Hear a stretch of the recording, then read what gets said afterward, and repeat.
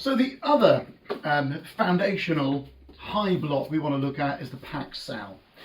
Paak Sao, very simply, is beautiful for blocking something that comes straight in towards you. Essentially what you're doing is letting it pass you.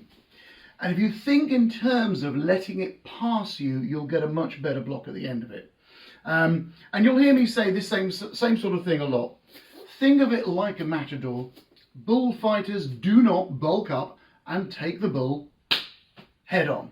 It's not going to go anywhere.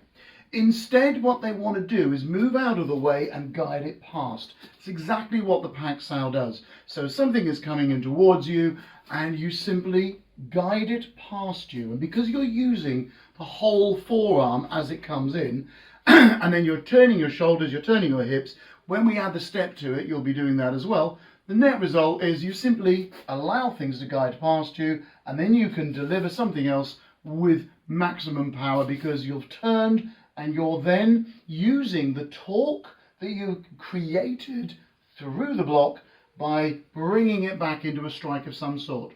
So that's what we'll be looking at.